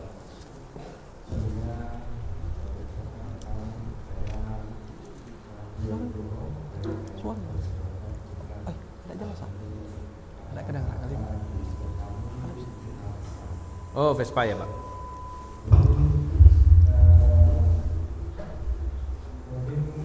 Saya terdengar cerita besar tadi setelah Pak yang Romawi, terus sudah berdagang ke Mekah, terus ikut hijrah ke Madinah. Siapa tadi namanya? Suhaib bin Sinan Ar-Rumi. Saya ingin mengikuti teladan Nabi ketika beliau datang ke Madinah menyambut seorang tamu yang hijrah. Saya juga ingin mengucapkan kepada datang di Mekah. Masya Allah. Seperti itulah kan, menyambut seorang tamu yang hijrah yang ikut datang ke kota. Selamat datang di kota Tampang. Inilah kota Tampang, mudah-mudahan nanti bisa lihat sekeliling-keliling kota Tampang. Amin. Pakai Vespa dong. Saya pinjam Vespanya boleh? Saya di MBI pertama ketika diminta untuk jadi penasihat itu saya pakainya Vespa GTS. Saya pakai cuman Vespa Matic, Pak. Vespa Matic GTS ya. Teman memang saya suka Vespa juga. Jadi habis ini mau diajak jalan-jalan naik Vespa juga boleh lah. Ya, Vespa manual boleh, yang lama-lama saya lebih suka lagi. Dulu saya punya kakak juga punya Vespa Baskom itu, Vespa yang 70-an ya, 6 sekian itu, yang telur asin lah bilang orang itu. Nah, itu saya suka juga itu Vespa itu. Kalau di Tampang sendiri sih untuk Vespanya saya rasa GTS itu belum sempat masuk ke Tampang. Mungkin dulu ada hijrah lagi ke Jawa. Oh gitu ya.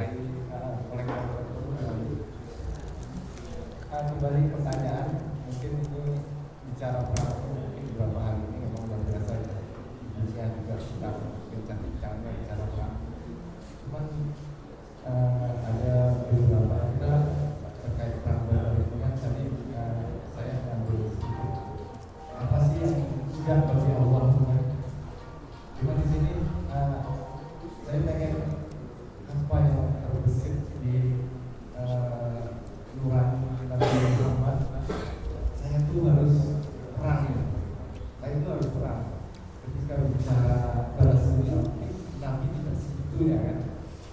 apakah ada riwayat sendiri yang diturunkan Allah ke Nabi Muhammad terkait itu? Ketika itu saya tidak meyakini kalau itu sebagai balas dendam, tapi taruhan Nabi Muhammad ini loh jawabannya. Baik. Ini Ya. adakah riwayat dari apakah itu hadis atau Allah menginginkan itu bisa?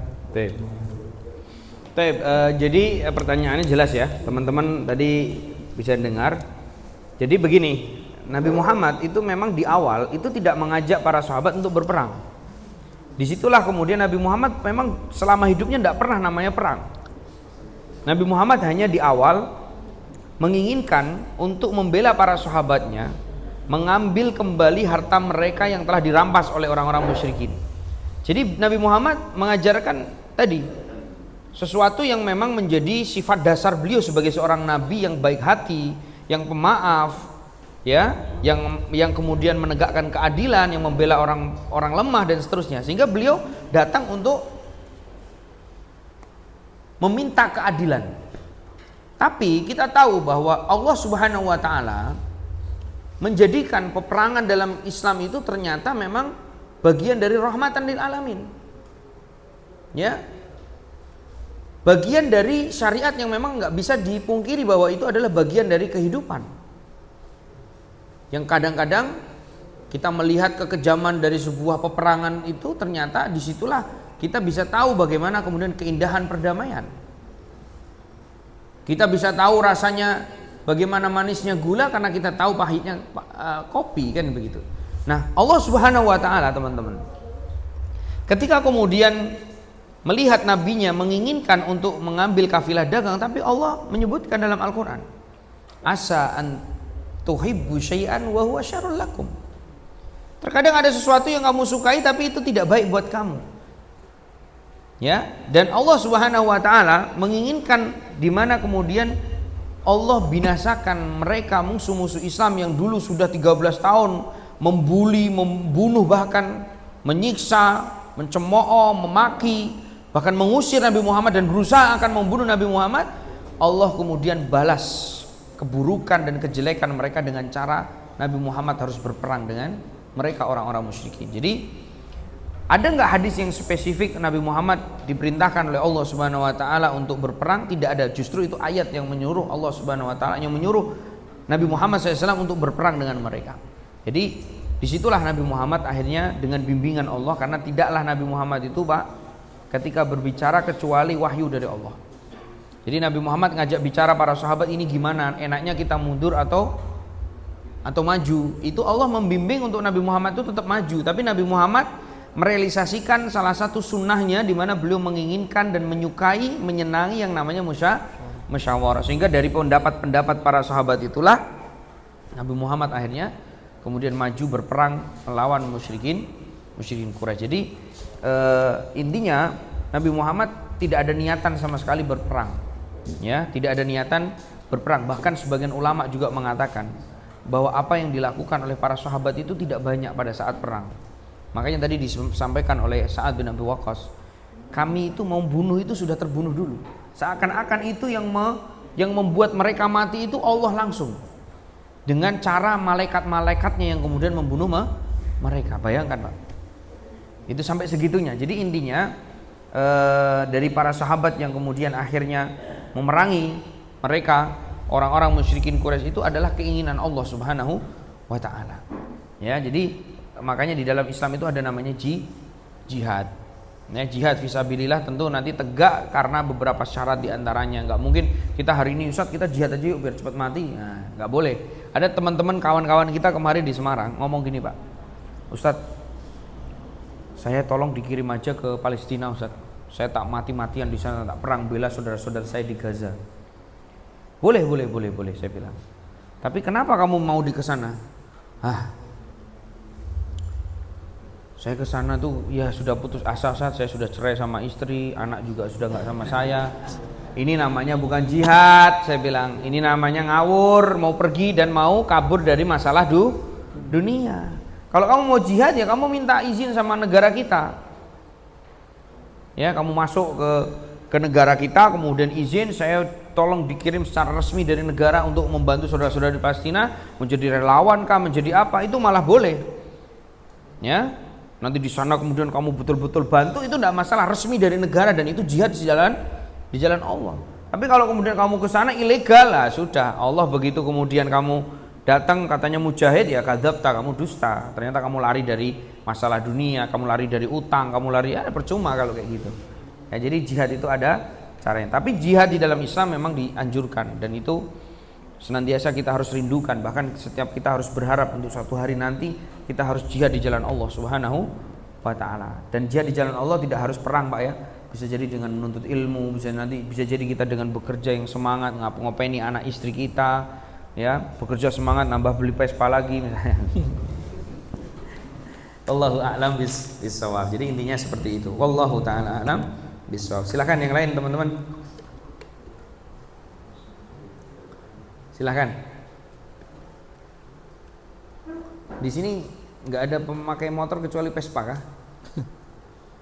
Fadal. Ada yang bertanya? Kalau di Ketapang kebanyakan apa? Jalannya ada gunung-gunungnya atau kebanyakan datar? Datar. Hah? Datar. Kalau gunung berapinya di Kabupaten Ketapang ini ada? Nggak ada. Kalimantan nggak ada berapi. Oh.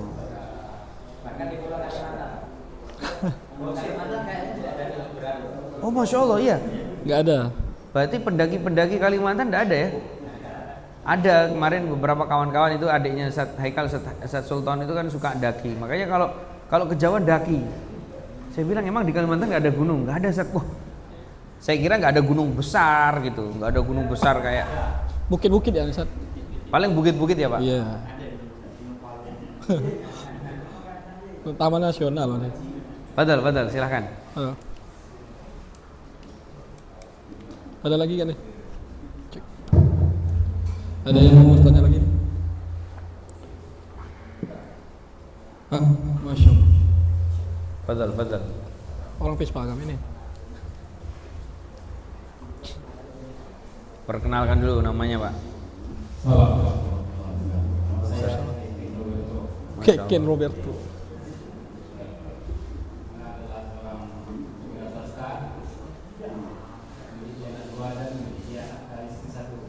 Aduh, alhamdulillah. Ini namanya Ustaz, gimana ada anak banyak, gimana dia untuk bagi istri yang dua? Pertanyaannya pecah nih. Masya Allah. Ya. Jadi bapak-bapak, cari istri yang kedua itu sama seperti cari istri yang pertama, sama aja. Artinya kalau kita dulu pada saat mau cari istri, kita kasih tahu orang tua kita dulu, kita kasih tahu keluarga dulu, kemudian kita lamar baik-baik, ya, diterima atau tidak, itu sama. Makanya kalau kemudian ada di antara kita mau nikah kedua kok diam-diam, itu metode yang salah. Paham maksudnya ya? Jadi ada orang yang kemudian hari ini nikah lagi, Ustaz, tapi kan kata para ulama tidak menjadi syarat kalau kita harus izin istri. Wah, itu salah lagi. Betul, dalam perspektif fikih itu betul, ya, itu memang tidak haram. Tapi lihat setelahnya, keharaman yang lain bisa terjadi. Dari apa? Dari mulai bohong, dusta, diem-diem, akhirnya jadi orang yang penakut, kemana-mana mau gendeng istrinya sendiri malah tengok-tengok, gendeng istrinya tengok-tengok, takut ketahuan istri yang lain, kan repot jadinya. Mending kayak saya lah, semobil bareng istri 3 ikut semua, kan enak kan? Mertua saya undang semua makan di rumah, mertua saya saling memberi hadiah, kan enak, Pak? Enak begitu. Kenapa? Karena dibangun di atas kejujuran. Ya. Dan teman-teman rahimani wa rahimakumullah, tidak semua yang halal itu bisa kita lakukan. Ingat kata Ali bin Abi Thalib, fil Islam itu halaluhu yuhasab wa haramuhu yu'adzab. Dalam Islam itu yang halal itu, ketika ada ulama yang memfatwakan halal misalkan, iya halal. Ada orang yang begini, nikah lagi tanpa izin halal nggak, Syekh? Halal, karena itu tidak syarat sahnya pernikahan. Tapi tidak semua yang halal itu bisa kita lakukan, Pak. Kita harus tahu efek domino dari apa yang kita lakukan. Bisa jadi dari halal yang kita lakukan ada haram yang bisa kemudian kita akhirnya lakukan. Nah, Ustadz kok ditanya tipsnya apa kok malah dinasihati, Ustadz gimana nih? Padahal aduh nggak jadi deh Ustadz itu. Tipsnya adalah yang pertama, kita bertakwa dulu kepada Allah. Benarkan dulu hubungan kita dengan istri pertama yang benar.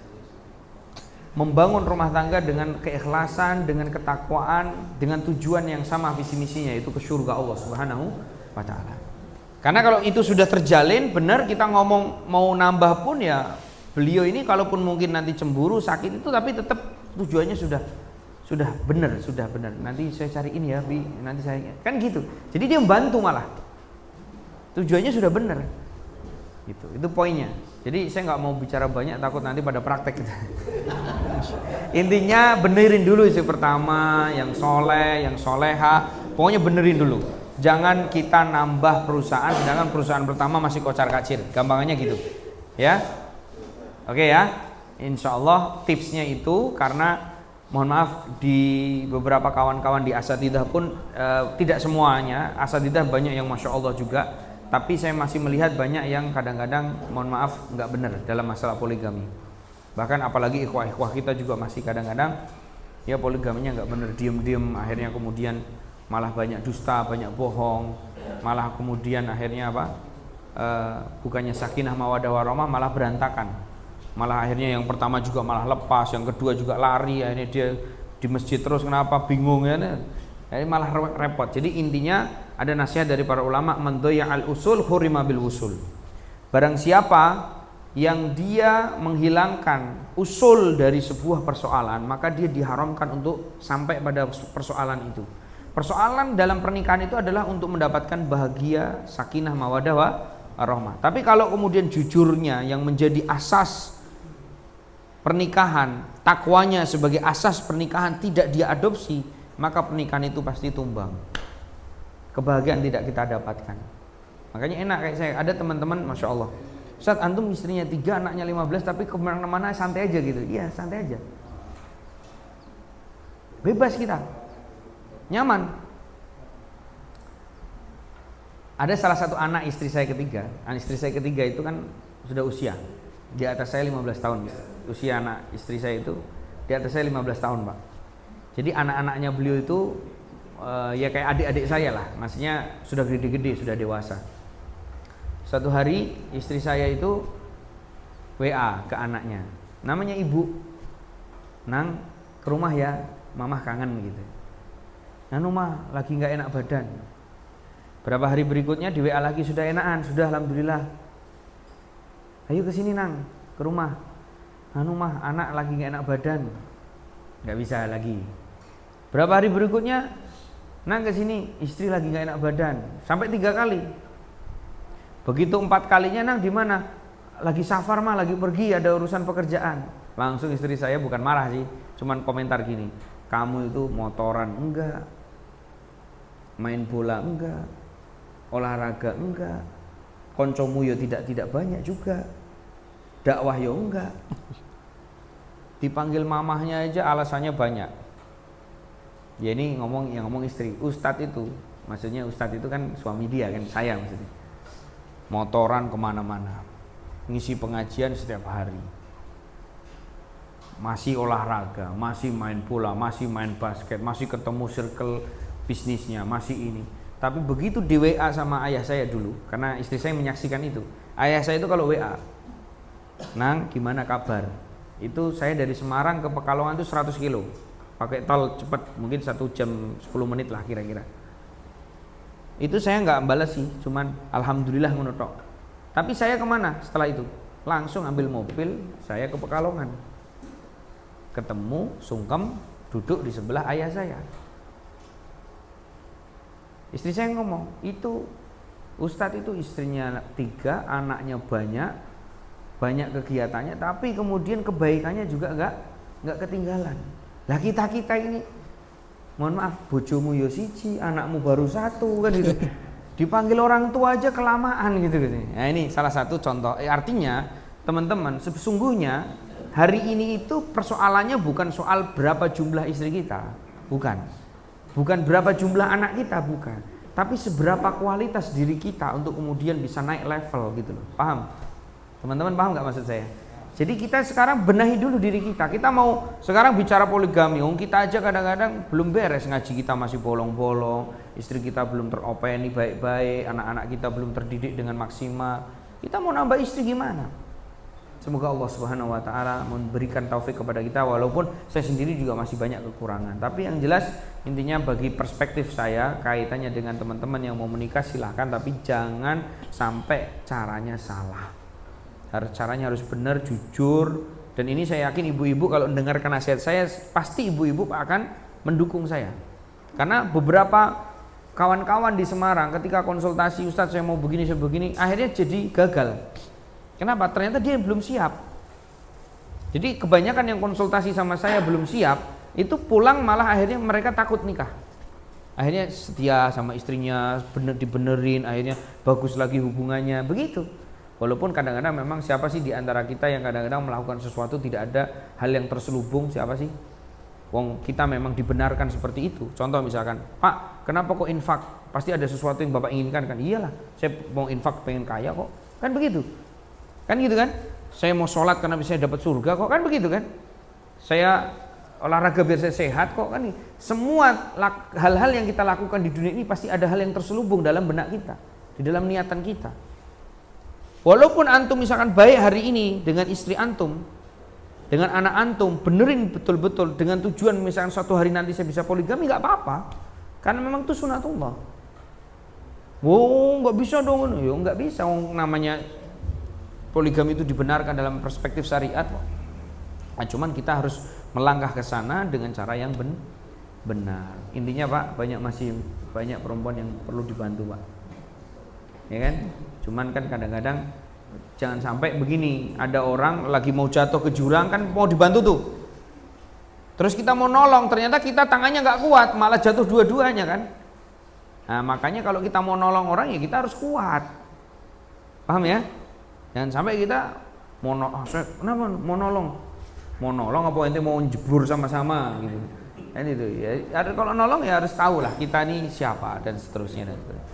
Wallahu ta'ala a'lam bishawab. Jadi tipsnya gimana saat tipsnya? Bertakwa, jujur, pokoknya benahi dulu baru nanti mikir lagi, insyaallah. Wallahu ta'ala a'lam bishawab. Masya Allah, nampaknya lebih hening yang ini nih Ustaz, bahasanya lebih menghayati tentang poligami. Yang bertanya tadi semoga Allah mudahkan ya, kita doakan bersama. Masya Allah. Mungkin kita cukupkan Ustaz, karena bentar lagi pun mau zuhur dan hidang sudah siap.